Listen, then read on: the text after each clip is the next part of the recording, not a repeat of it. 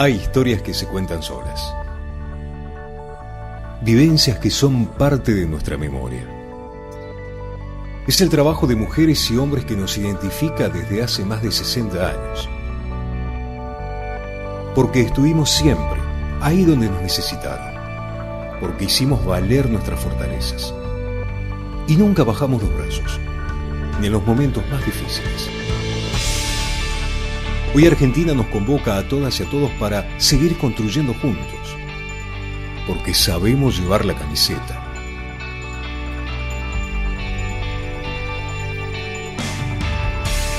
En cada laboratorio,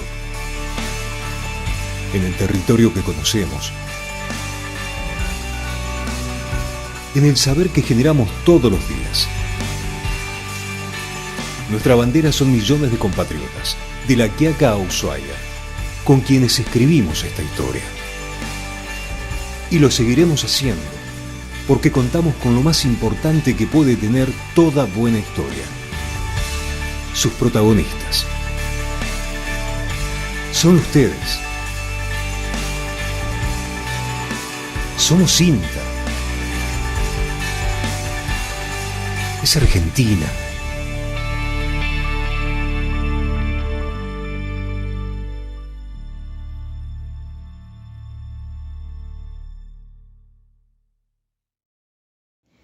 Bueno, adelantar el servicio de la vaquillona aquí en el ENNEA es posible y es una tecnología que fomentamos desde INTA porque realmente tiene un impacto productivo en los sistemas de cría muy importante, ya que tenemos menos categorías improductivas en el sistema, menos superficie destinadas a estas categorías que no están produciendo terneros.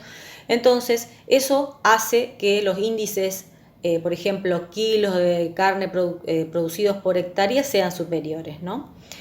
También lo que insistimos mucho es en el tema de que la recría debe hacerse bien, debe tener la vaquillona de reposición tiene que tener una ganancia durante todo su periodo de recría, desde el destete hasta su primer servicio.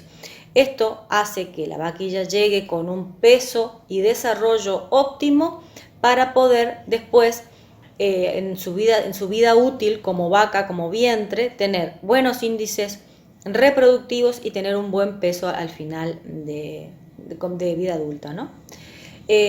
Insistimos en el invierno porque es nuestro bache, nuestro bache con respecto a calidad y cantidad de pasto, ya que nuestras pasturas o nuestros campos naturales en ese periodo tienen nulo crecimiento y lo que hay, dado las heladas, están en muy mala calidad, encañados, con alta fibra y muy baja proteína, lo que dificulta el aprovechamiento de los animales, sobre todo estos animales con alto requerimiento para poder desarrollarse. Es decir, entonces ahí es donde nosotros hacemos foco tratando de darle alternativas al productor para poder cubrir ese bache forrajero. Una de ellas es la suplementación.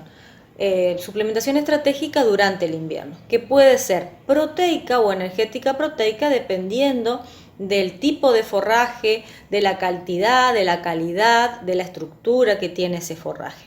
En base a eso va a cambiar el tipo de suplementación que podemos designar. Otra alternativa también en la zona son los verdeos de invernales, generalmente raigras o avena, que hacen su crecimiento en ese periodo con muy buena calidad y entonces vamos a poder cubrir ese bache. Otra alternativa son los forrajes conservados, ya sean silajes o henos, siempre aprovechando el crecimiento primavero-estival de algunas pasturas o de algunos cultivos como sorgo, maíz, y poder transferir ese forraje extra que se produce en esos periodos al bache faltante.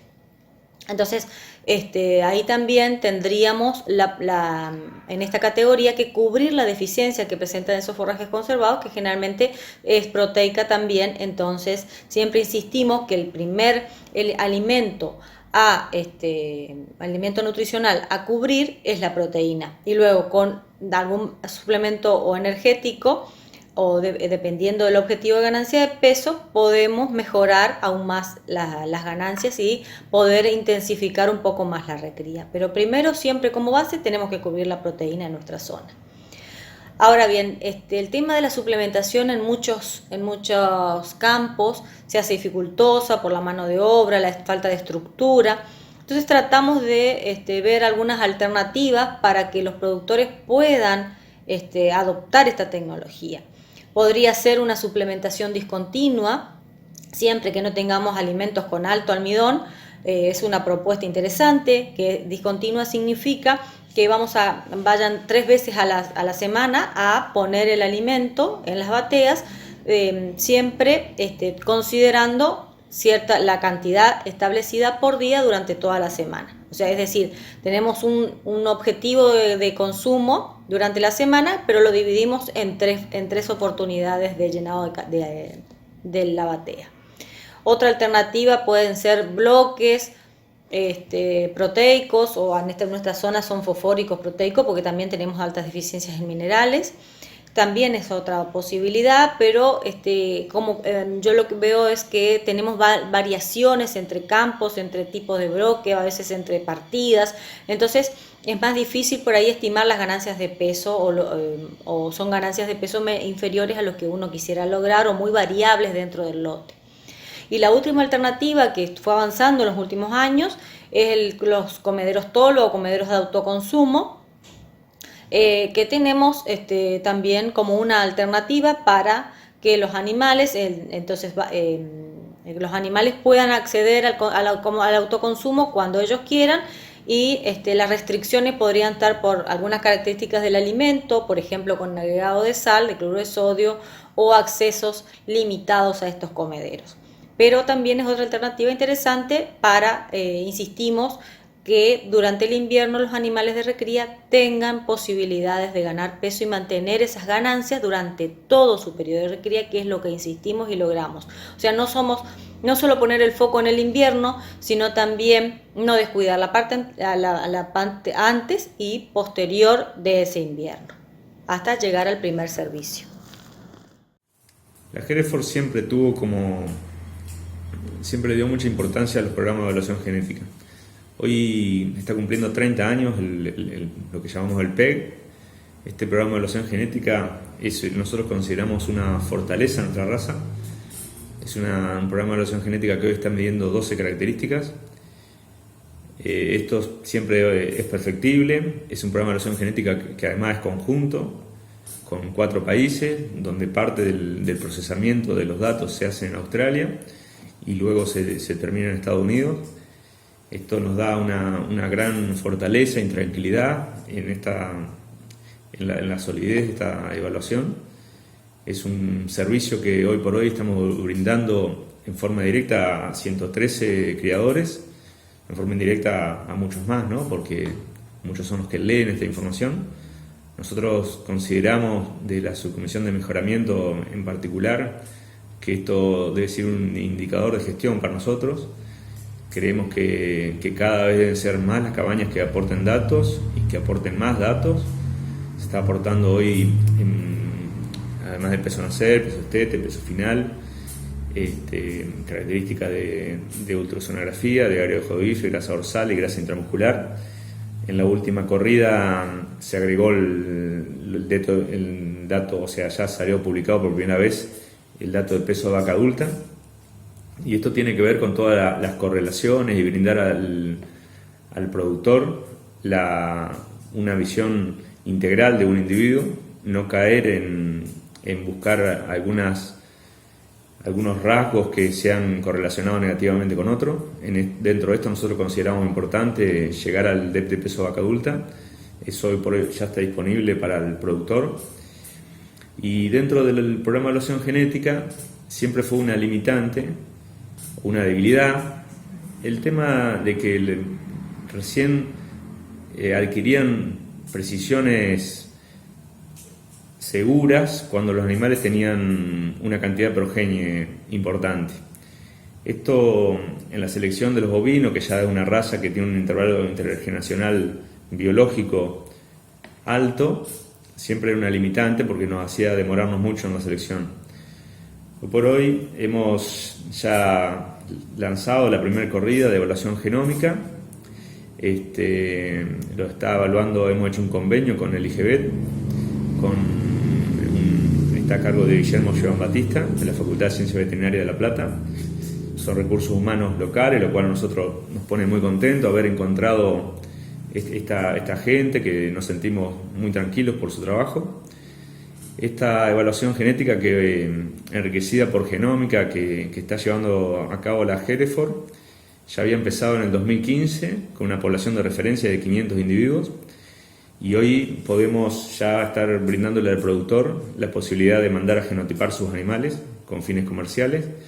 Esto va a permitir una mayor precisión en los DEP con menor tiempo y así disminuir el intervalo generacional. Invitamos a todos los productores que quieran genotipar sus animales. Es importante aclarar que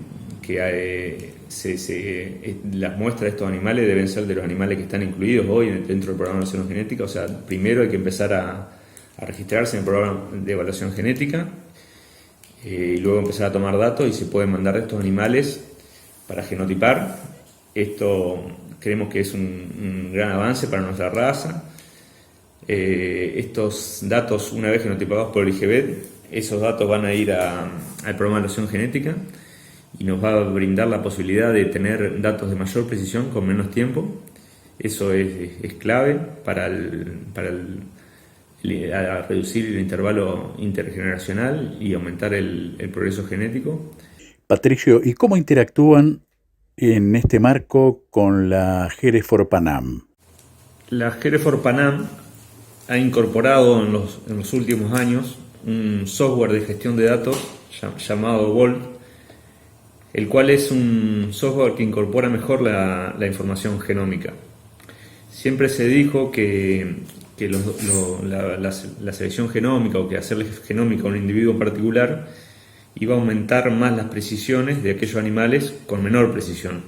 O sea, si nosotros teníamos un animal con una precisión alta, con la genómica por lo general no iba a cambiar demasiado. Sí iba a cambiar más en los animales que tenían menos datos. Pero en este caso, con la incorporación de este sistema Volt, la fortaleza que tiene es que cuando incorpora datos de un animal genómicos, no solamente incorpora a ese animal, sino que también incorpora a toda su descendencia y su ascendencia también. En este sentido, quizás sea un buen primer paso para aquellos productores que se quieren sumar, incorporar en primera instancia o hacerle genómica en primera instancia a los individuos que tienen como padres o como hembras donantes, porque de esta forma se va a estar enriqueciendo los DEP de toda su descendencia y su población en general.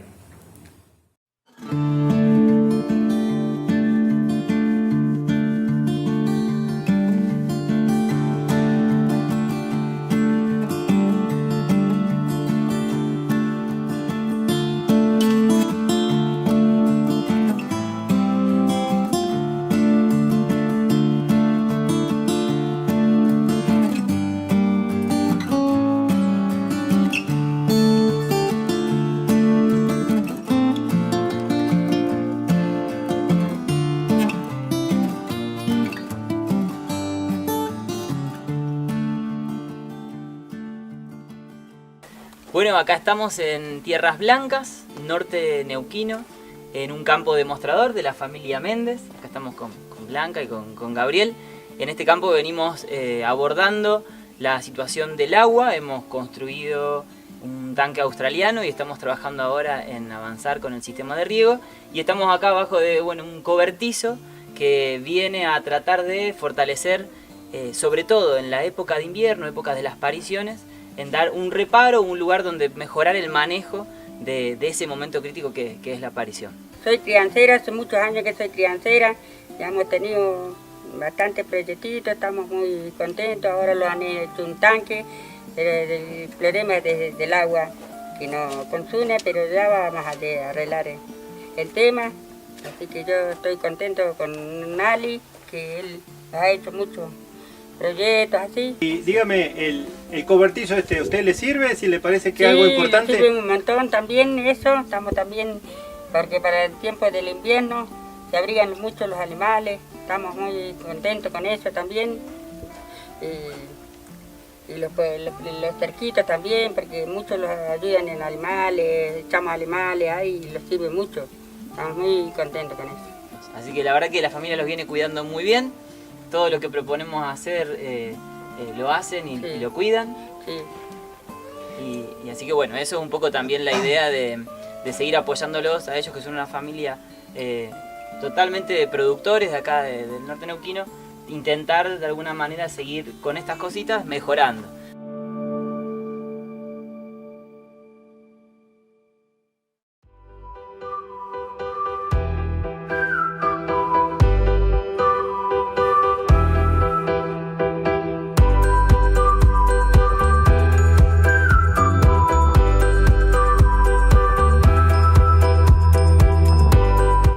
Buenas tardes, ¿cómo les va, gente? Bueno, mi nombre es Fernando Balvin, soy de la agencia del INTA de Paclín y junto con Mariano le vamos a enseñar cómo preparar el suelo y armar un surco en la huerta. El laboreo del suelo consiste en generar las condiciones para la siembra de la semilla y el posterior crecimiento de las plantas. Puede ser de dos maneras: una manual, cuando utilizamos herramientas como azada, rastrillo y pala o escardillo, o mecánica, cuando usamos el motocultivador, que permite la roturación mecánica del suelo. Al momento de usar el motocultivador para el laboreo, es necesario tener en cuenta la humedad, ya que esto va a afectar el desterronamiento que podamos hacer del suelo y un mejor trabajo del mismo. Así también, la presencia de malezas en superficie es necesario que no haya, porque puede provocar atoramientos durante el trabajo del mismo. Otro aspecto a considerar es la seguridad del operario durante el laboreo. El mismo debe contar con los elementos de protección adecuados. Posterior a la pasada del motocultivador, quedarán piedras, malezas y terrones que eliminaremos con la siguiente labor, el rastrillado. El rastrillado permitirá la ruptura de terrones y la nivelación del terreno. Paso siguiente es el surcado. Esto consiste en preparar el camellón o lomo del surco con el rastrillo para la posterior siembra.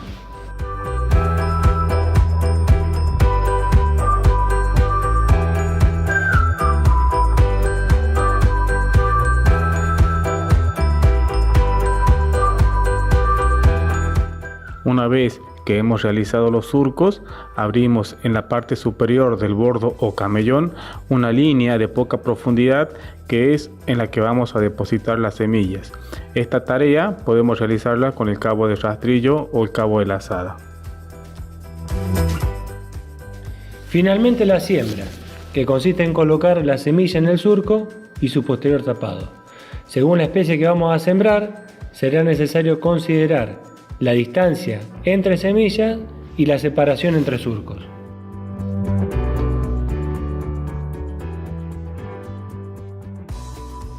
Luego de que sembramos, es necesario tapar la semilla con un poco de tierra para asegurar un buen contacto y para que pueda absorber la humedad del suelo.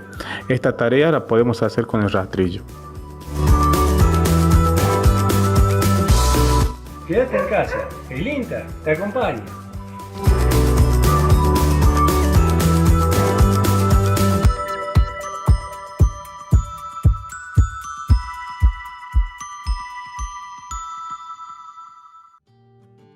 Recorriendo el campo, una ventana a nuestros territorios.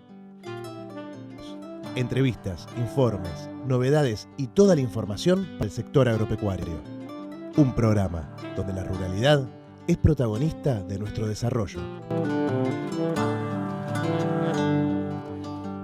Hola a todos y muy bienvenidos a Recorriendo el Campo, emisión número 11. Hoy nos iremos hasta el paraje de Unter. Allí, en la escuela de Unter, veremos cómo los profesores y alumnos se adaptan a la pandemia mundial.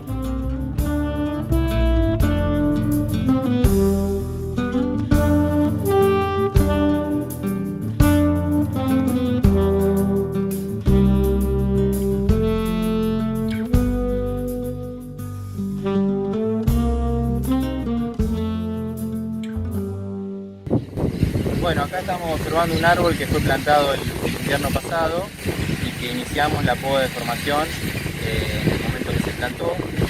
Ahora, cuando termine de caer la hoja y hagamos el tratamiento sanitario y la fertilización y el malezado acá de la caseta, pues en pleno invierno tenemos que seguir con la poda de formación para darle la forma a la copa, que va a ser la forma definitiva. Dentro de este árbol acá observamos que han brotado ramas de acá abajo que nosotros la vamos a sacar. Y vamos a elegir las ramas mejor conformadas de la parte de aérea. Bueno, acá estamos en el CEP número 10 de Gunter. Estamos trabajando en el Monte Frutal, que hay varios árboles que se plantaron el invierno pasado y después hay árboles que tienen muchos años. Y bueno, lo que estamos tratando es de poner en marcha otra vez este entorno formativo. Lo que estamos haciendo en esta época del año, en otoño, es vamos a limpiar las casetas, desmalezarlas. Hay que tener cuidado de no cavar muy profundo para no lastimar las raíces. Y después lo que hacemos es, le ponemos un compost que tiene con todos los materiales de residuo orgánico que salen acá de la escuela. Y bueno, también tienen lombrices, así que aceleran el proceso de compostaje. Entonces le ponemos alrededor de las raíces, con una latita está bien.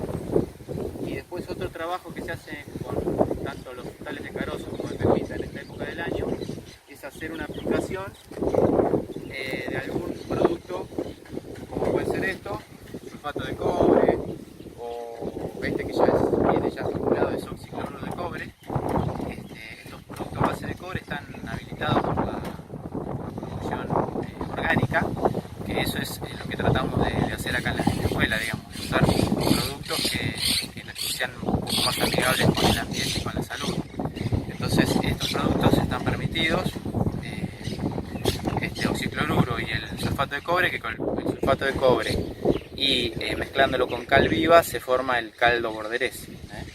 Entonces es una aplicación en toda la parte aérea, en la caída de hojas, y eso ayuda a prevenir enfermedades, ¿no es cierto? Que principalmente causadas por hongos y por bacterias. En este momento hemos terminado con la siembra de un tablón. Tiene 1 metro de ancho, aproximadamente unos 27 centímetros entre líneas y unos 10 centímetros entre plantas. Nos ayudamos también con el planificador de huerta del INTA. Hemos hecho asociación de especies, acelga, puerro, lechuga, y el último surco es de cebolla. Estamos bajando las cortinas porque desciende un poco la temperatura de noche y nos falta la conexión del riego por goteo en estos primeros 4 surcos que hemos hecho.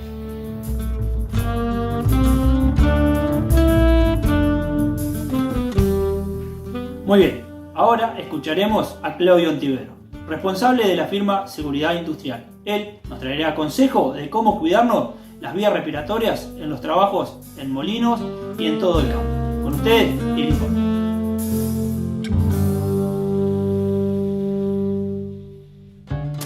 Hola a todos, mi nombre es Claudio Ontivero, soy responsable técnico de la firma Seguridad Industrial Rojas y asesor prevencionista. Les doy la bienvenida para este programa Recorriendo el Campo, que se emite por Clifford TV, y vamos a tener varios segmentos para que podamos todos colaborar y minimizar siempre los accidentes que pueden ocurrir en la actividad agropecuaria y que obviamente no son accidentes leves, sino que la mayoría de estos, cuando ocurren, nos dejan incapacidades permanentes y enfermedades profesionales, ¿sí? Hoy les quiero contar o charlar sobre lo que son las protecciones respiratorias para lo que es la actividad agropecuaria para el pequeño y mediano productor, ¿sí? Cuando nosotros hablamos de protección respiratoria, ¿sí?, y nos queremos proteger, obviamente, tenemos que conocer el agresor, o sea, qué tipo de agresor yo me estoy enfrentando para poder contrarrestar esa invasión a mi cuerpo, ¿sí? Conociendo el tipo de agresor que nosotros podemos estar expuestos, ¿sí? Después es buscar una correcta selección, digamos, o elección de esta protección respiratoria. Cuando nosotros realizamos una actividad agropecuaria, que en realidad son innumerables, ¿sí? Hay riesgos mecánicos, riesgos físicos, químicos, etc. Pero hoy vamos a estar focalizados y centrados sobre lo que sería la protección respiratoria para el material particulado. Es el material que nosotros por ahí lo vemos a simple vista, que es el que está presente cuando cosechamos, cuando los introducimos en un silo bolsa, cuando contamos, algunos medianos productores cuentan ya con plantas, con algunos silos, con norias. Cuando ingresamos ese cereal dentro de un silo, cuando tenemos que hacer algún tipo de limpieza, cuando efectuamos un barrido, ese material particulado que se ve a simple vista es, digamos, si no nos protegemos, es agresivo, y como son, digamos, residuales, se van a manifestar al pasado del tiempo, ¿sí? A largo plazo. Entonces, para este tipo de agresores sí es recomendable usar un barbijo, ¿sí? Del tipo descartable o desechable, como se quiere decir, ¿no? Este barbijo nos da una protección, ¿sí? Sobre boca, nariz, que es el ingreso directo que podemos tener de este agresor, de este contaminante. Sí también puede ser por la conjuntiva de los ojos, y que también es recomendable usar una protección ocular. Estos barbijos que nosotros debemos usar son estos tipos descartables o desechables, de lo que hoy se tiene mucho conocimiento de lo que es un N95, ¿sí? El N95, ¿qué es un N95? Me quiere decir que cuando yo selecciono un barbijo para el material particulado, tiene que ser un N95. Este N95 me va a filtrar el 95% de ese material, ¿sí? Que viene hacia mis vías respiratorias, ¿sí? No quiere decir que este N95, por filtrar un 95%, se pueda destinar a otro tipo de agresores, ¿sí? Habrá también, ¿sí? Tipos de barbijos, ¿sí? Para agroquímicos, ¿sí? Para vapores, ¿sí? Pero recomendamos siempre que los barbijos se tienen que usar a cielo abierto, o sea, en espacios que no son espacios cerrados, ¿sí? Espacios abiertos. Nunca es recomendable usar un barbijo en espacios cerrados, dentro de un silo, digamos, salvo que se haga por frecuencias muy cortas, por 20-25 minutos. Volver a salir, oxigenarse, todas las recomendaciones que siempre tienen que estar. Pero bueno, cuando nosotros conocemos el agresor y utilizamos correctamente una protección respiratoria, yo creo que acá estamos avanzando muchísimo en lo que sería el conocimiento y la protección. Ahora les voy a comentar, mejor dicho, les voy a explicar cómo es la recomendación para colocarse un barbijo, ¿sí? Desde el tipo descartable o desechable. Bueno, lo recomendable siempre es que cuando tengamos que colocarnos este tipo de barbijo desechable o descartable, tratemos en lo posible de tener las manos limpias, ¿sí? Tomamos el barbijo, tiene las dos banditas elásticas, ¿sí? Pasamos la mano por debajo, ¿sí? Tiene una protección y una chapita para ajustar nuevamente a la nariz, y hacemos el procedimiento de poner una banda elástica y después poner la otra y ajustarlo, ¿sí? Yo se los digo, los voy a hacer porque no voy a estar tapado y no me van a escuchar para cuando se los explique.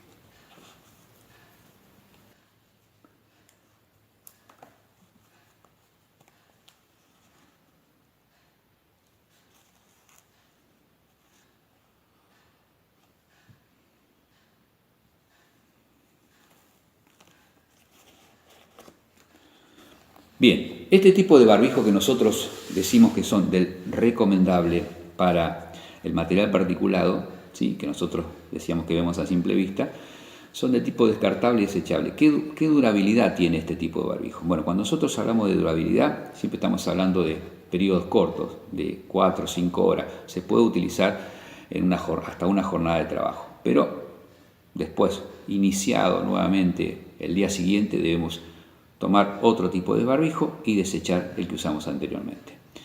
La mantención de estos equipos no lo tienen, salvo en este caso que sí, que son otro tipo de protección, son semimáscara para otro tipo de contaminante, para otro tipo de agresores. Entonces, en este caso sí, requiere un mantenimiento y una correcta colocación y demás, ¿sí?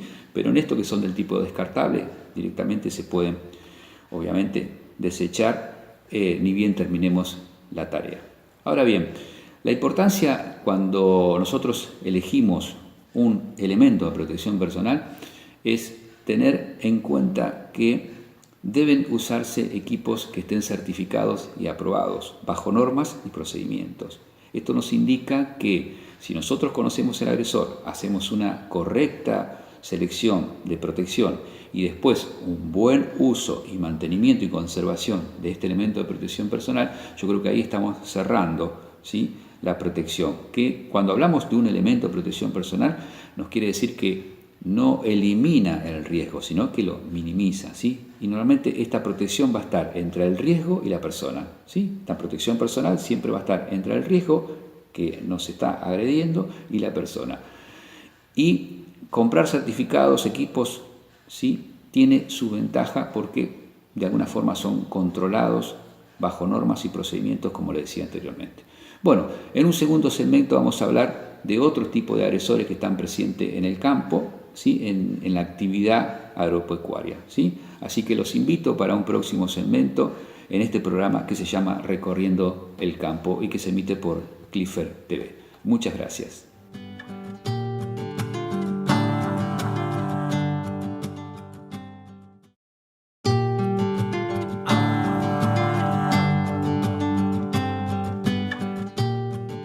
Muy bien, ahora veremos una capacitación de Pro Huerta dictada por profesionales del INTA. Con ustedes, el informe.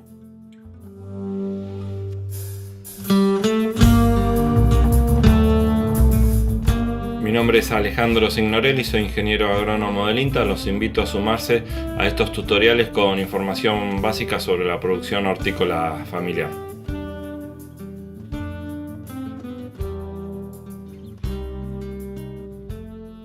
La huerta y la granja familiar son una fuente de alimentación importante para la familia, que aportan no solo vitaminas y minerales, sino también proteínas. La autoproducción de alimentos nos asegura tener a disposición alimentos frescos y sanos, ¿no? Y consumir alimentos sanos nos hace sentir bien. En este sentido, las hortalizas aportan, como dijimos, vitaminas, minerales, fibras, como así también son una fuente importante de proteínas a partir de la producción, por ejemplo, de porotos, habas, arvejas, ¿no?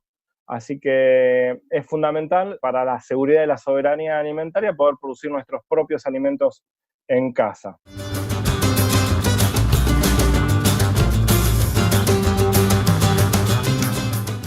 Hay que tener en cuenta un montón de aspectos, entre ellos el lugar de la huerta, que esté cercada para impedir el ingreso de animales, el suelo, un suelo tiene que estar bien abonado para que produzca bien, la época del año, tenemos diferentes hortalizas que crecen en diferentes épocas del año, el riego, ¿no?, junto con también el mantenimiento y carpir son dos aspectos muy importantes de la huerta, el manejo, los objetivos, si son para producción familiar o para venta de excedentes, las interacciones biológicas que se producen en nuestra huerta, ¿no? Tiene que ver con qué pasa con esos insectos benéficos, los insectos malignos, las aromáticas, las flores, ¿no? Todos esos componentes que hacen a la huerta y que hacen a la biodiversidad, ¿eh? También el control de plagas y el manejo de enfermedades, la fertilidad, la cosecha y la conservación post cosecha son muy importantes.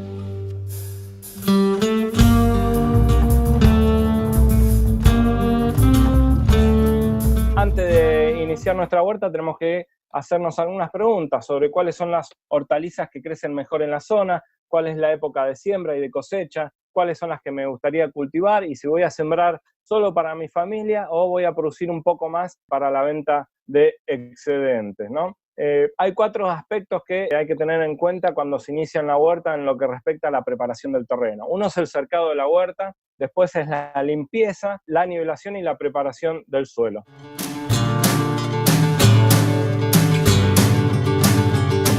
Tenemos varios tipos de cerco. Lo importante es impedir que animales entren a la huerta. La huerta lleva mucho esfuerzo y en pocas horas un animal puede entrar a la huerta y consumir o pisotear todo lo que hemos trabajado, ¿no? Esto es más que nada en zonas rurales donde puede haber animales sueltos, ¿no? Los cercos los podemos hacer de madera, de caña, de alambre, de lo que tengamos. Lo importante es evitar el ingreso de animales a la huerta.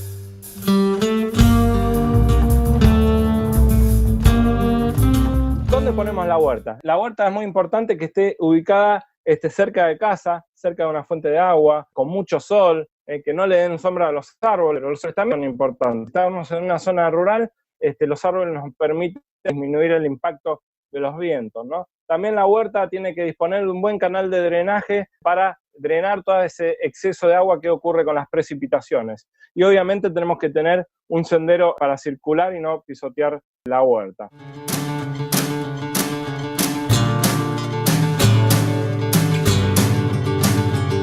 Un suelo bien preparado tiene una buena aireación, eso permite que las raíces de las hortalizas crezcan bien, se desarrollen bien, que el agua de lluvia infiltre bien en el suelo, y esto va a permitir un buen uso de los nutrientes y los recursos del suelo, como así también se va a traducir en un buen crecimiento de las plantas. Las raíces crecen mejor, las hortalizas crecen mucho más. Así que la preparación del suelo consiste en remover el suelo, en airearlo, sin dar vuelta ese pan de tierra.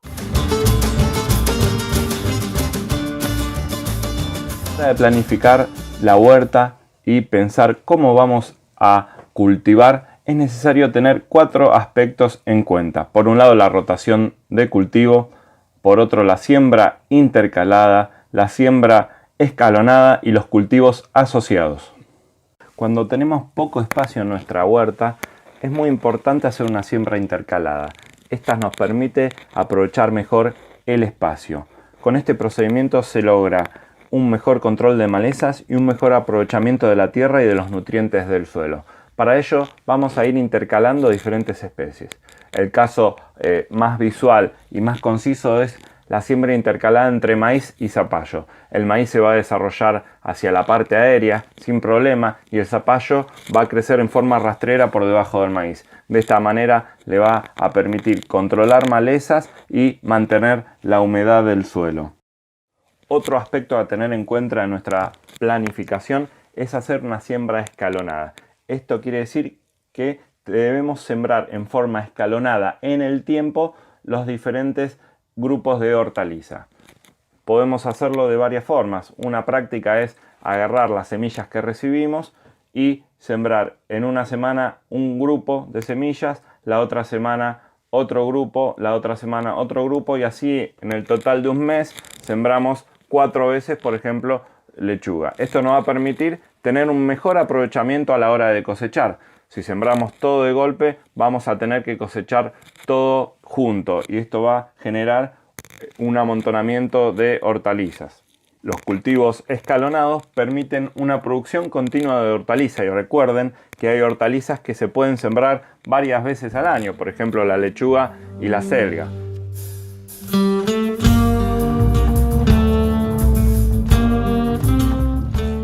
Finalmente, en nuestra planificación de la huerta es importante hacer una siembra asociada. De esta manera podemos aprovechar mejor el espacio, aprovechar mejor los nutrientes y nos permite proteger además la huerta. El aprovechamiento del espacio podemos hacerlo como ejemplo sembrando ajo y lechuga, cebolla con repollo y manzanilla o maíz y calabaza como mencionamos anteriormente. Para aprovechar mejor los nutrientes podemos sembrar lechuga con zanahoria. Siempre recuerden que las siembras asociadas van a permitir que nuestra huerta esté mucho más diversificada y sea una huerta mucho más sana. Es muy importante la siembra para proteger nuestra huerta. Para eso podemos sembrar tomate y albahaca, cebolla y zanahoria. Recuerden que las aromáticas son muy importantes porque repelen enemigos e insectos que puedan afectar a nuestra huerta. Como así también es muy importante la siembra asociada de flores. Caléndulas en invierno y flores de copete en verano son muy importantes porque atraen polinizadores, lo cual es muy importante para nuestra huerta. Recuerden que siempre una huerta bien diversa, bien colorida, es una huerta sana.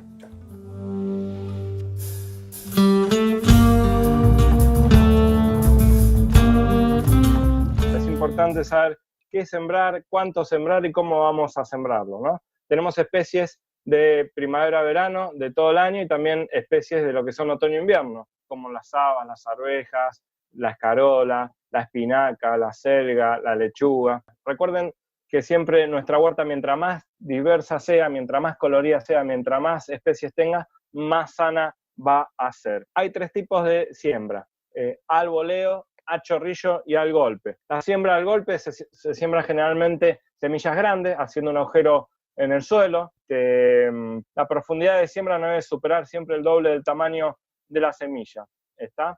Así que la siembra al golpe, recuerden, es hacer un agujerito en el surco y colocar las semillas a un distanciamiento recomendado, que generalmente va entre 20 y 25 centímetros, salvo el zapallito que hay que dejarle más espacio, porque es una planta que desarrolla más. Siembra a chorrillo significa desparramando en forma de chorrillo en el surco, y ahí podemos sembrar los rabanitos, las zanahorias, las remolachas, la radicheta, la rúcula, la chicoria, también la lechuga y la selga. Pero hay que tener en cuenta que en este tipo de siembra va a haber que hacer trasplantes y raleos, porque generalmente cuando sembramos a chorrillo suele crecer todo junto.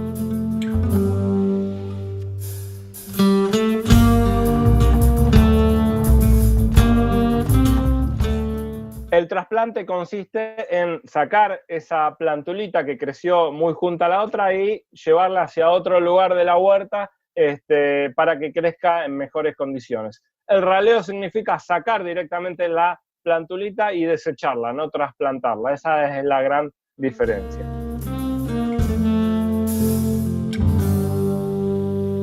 Una vez que tenemos nuestra huerta lista, la hemos cercado, hemos preparado los camellones, hemos limpiado el terreno, tenemos los plantines y los almácigos ya creciendo, es necesario pensar en la planificación de nuestra huerta, es decir, qué vamos a hacer de ahora en más. Y para ello vamos a tocar y vamos a charlar algunos aspectos que son importantes, como el control de plagas y enfermedades, la preparación del compost y los mantenimientos que vamos a tener en nuestra huerta, como regar, carpir y tutoriar. Tenemos que pensar en los cuidados. Para ello es muy importante regar. La huerta necesita humedad, no hay que encharcarla, no hay que pasarla de humedad. Si llega a llover no regamos, pero cada 2 días es necesario mantener nuestra huerta húmeda a través del riego. Hay que carpir, controlar malezas. Acá va a ser muy importante el trabajo con la azada y en el camellón. Hay que ralear. Cuando hacemos siembras a chorrillo, principalmente rabanitos, remolachas, lechugas, achicorias, rúculas, es muy importante ralear y procurar dejar las plántulas más vigorosas. El compost y su preparación es uno de los aspectos más importantes también en nuestra huerta. El compost significa reciclar materia orgánica con el fin de elaborar abono. Podemos tener varias fuentes de materia orgánica para reciclar, pero las más importantes son los residuos de cocina, por ejemplo, todas las cáscaras de frutas y verduras que vamos utilizando, residuos vegetales, el pasto que cortamos y las hojas que caen en el otoño, por ejemplo, y el estiércol de animales rumiantes, la vaca, el conejo, las ovejas, todo ese tipo de animales, el caballo también y las aves también. Los usos de los compost son muy importantes, ya que nos permiten mejorar y aumentar la fertilidad de nuestra huerta. El compost distribuido en capas de 5 centímetros sobre la tierra es excelente para su protección, principalmente en los cambios de temperatura y en sequía. Esta técnica se llama acolchado. Para fertilizar una huerta de 10 metros cuadrados de terreno se precisan 30 kilos de abono aproximadamente. El proceso de compost principalmente lo hacen en conjunto hongos y bacterias, como así también lombrices. Una forma muy común de hacer el compost es armando una pila donde vamos mezclando diferentes capas, siempre intercalado, recomiendo yo, con tierra. Podemos hacer una capa de pasto, una capa de tierra, una capa de residuos vegetales, una capa de tierra, una capa de estiércol, una capa de tierra. El abono hay que cuidarlo, se debe mantener la humedad y la aireación. A los pocos días en las pilas se preparó, hay una gran actividad principalmente de estos microorganismos y de lombrices que les comenté anteriormente. Los microorganismos están transformando los desechos en abono. Pero recuerden, para que los microorganismos trabajen, ustedes deben asegurarse de humedad y aireación adecuada. Esto permite una buena actividad de los microorganismos para que se produzca el proceso de descomposición. De modo contrario, vamos a tener un proceso de fermentación que va a consumir nutrientes en vez de liberarlos.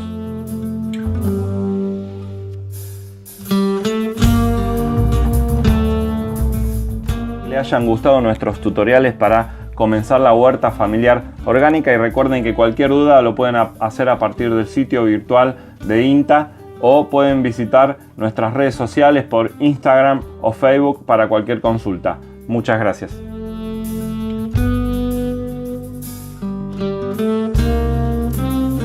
Muy bien, de esta manera vamos llegando al final de la emisión número 11 de Recorriendo el Campo. De mi parte, muchísimas gracias y será hasta el próximo programa.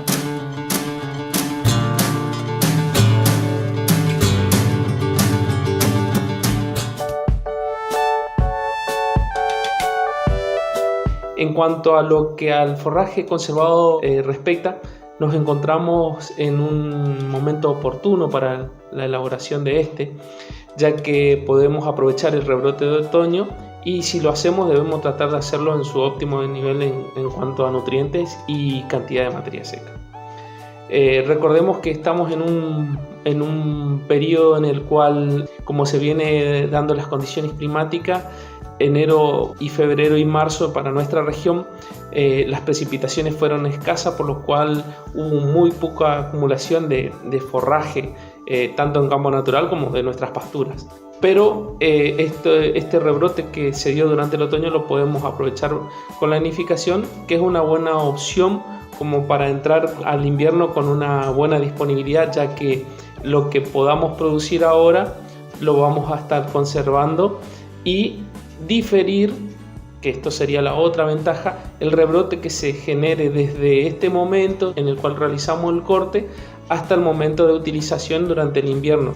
Debemos recordar que la enificación tiene como premisa realizar un corte oportuno de la pastura en un momento óptimo de nivel de nutrientes y contenido de materia seca, que para lo que son pasturas megatérmicas se da entre lo que es prefloración y floración tardía. La obtención de un heno de calidad requiere de una rápida evaporación del agua contenida en los tejidos del vegetal. Esta humedad siempre tiene que quedar para el momento de elaboración del heno por debajo del 20%, y debemos siempre cuidar las hojas, ya que en ellas se encuentra entre el 60 y 70% de los nutrientes y son las de más fácil perderse en el proceso de elaboración de los henos.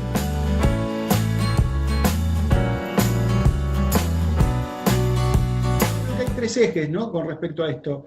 Uno es, en la situación de pandemia hay una disminución de todo lo que es la emisión de gases a nivel mundial, y las vacas siguen trabajando, ¿sí? O sea, con lo cual queda demostrado que no son las principales responsables de los gases de efecto invernadero.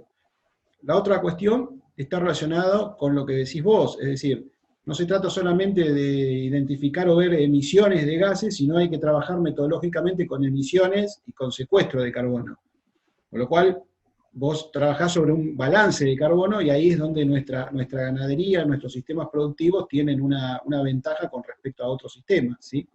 Eso en segundo lugar. Y en tercer lugar, es independientemente de esas cuestiones vinculadas a cómo se mide, vos tenés el tema de la mitigación, es decir, vos tenés mucho camino por mitigar emisiones en Argentina, mejorando la reducción por un lado, logrando mayor reducción y paralelamente aumentando la productividad.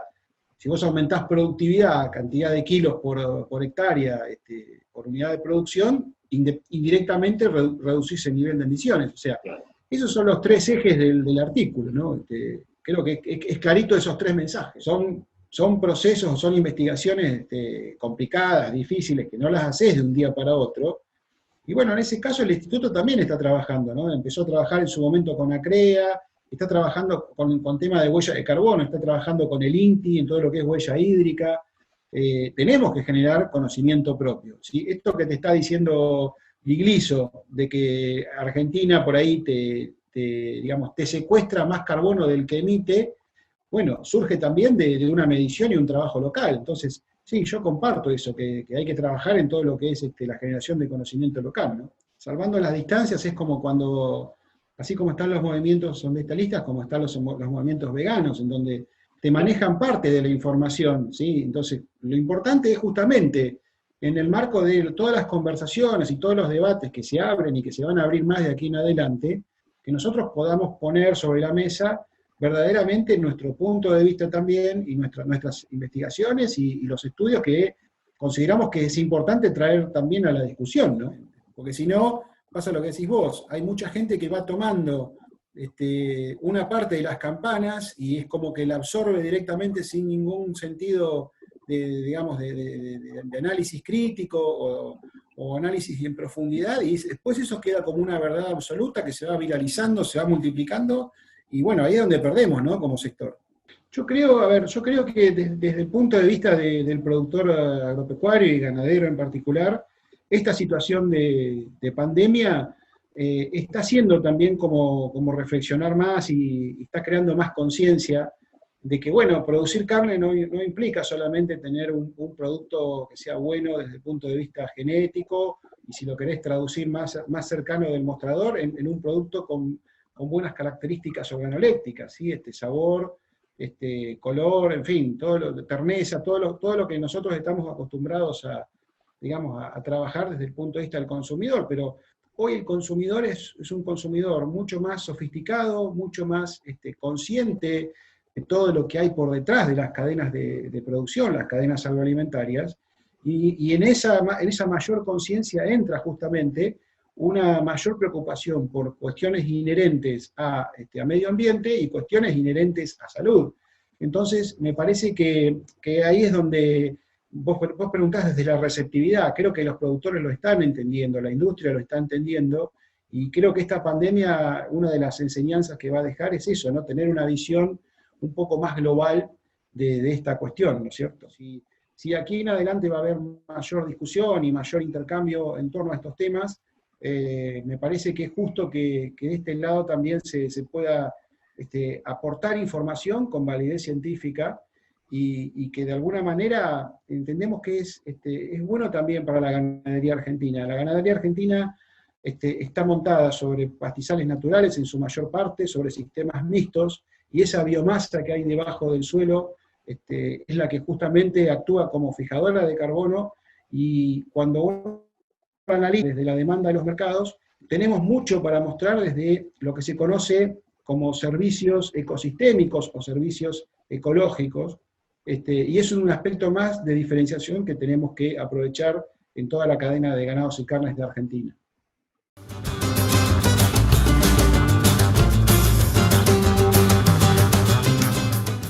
Hay que tener en cuenta un montón de aspectos, entre ellos el lugar de la huerta, que esté cercada para impedir el ingreso de animales, el suelo, un suelo tiene que estar bien abonado para que produzca bien, la época del año, tenemos diferentes hortalizas que crecen en diferentes épocas del año, el riego, ¿no? Junto con también el mantenimiento y carpir, son dos aspectos muy importantes de la huerta, el manejo, los objetivos, si son para producción familiar o para venta de excedentes, las interacciones biológicas que se producen en nuestra huerta, ¿no? Tiene que ver con qué pasa con esos insectos benéficos, los insectos malignos, las aromáticas, las flores, ¿no? Todos esos componentes que hacen a la huerta y que hacen a la biodiversidad, ¿eh? También el control de plagas y el manejo de enfermedades, la fertilidad, la cosecha y la conservación post cosecha son muy importantes. Estos días hemos estado compartiendo información sobre la miel. Sabemos que es un producto natural, que tiene propiedades nutricionales y beneficia nuestra salud. Por eso es tan importante cuidar la calidad durante todo el proceso de producción, para preservar sus propiedades y su pureza. Los apicultores de Argentina saben esto y aplican en sus apiarios buenas prácticas de producción. Investigadores y técnicos del INTA y de otras instituciones, conjuntamente con los productores y las empresas del sector, generamos conocimientos y tecnología para poder aplicar en los apiarios para producir miel de calidad cuidando a las abejas. Cuando los apicultores están suministrando alimento a las abejas porque ellas lo necesitan en el momento que no hay disponibilidad de flores en el ambiente, o cuando controlan la sanidad de los apiarios, o también cuando se realiza la cosecha En todas las actividades, ellos aplican las buenas prácticas de producción. Esto, conjuntamente al cumplimiento de la trazabilidad que hoy existe en nuestro país para el sistema apícola, y fundamentalmente el trabajo en equipo de todos los actores del sector apícola que queremos y cuidamos a las abejas, permiten que llegue a tu mesa y a la de consumidores de todo el mundo una miel de excelente calidad.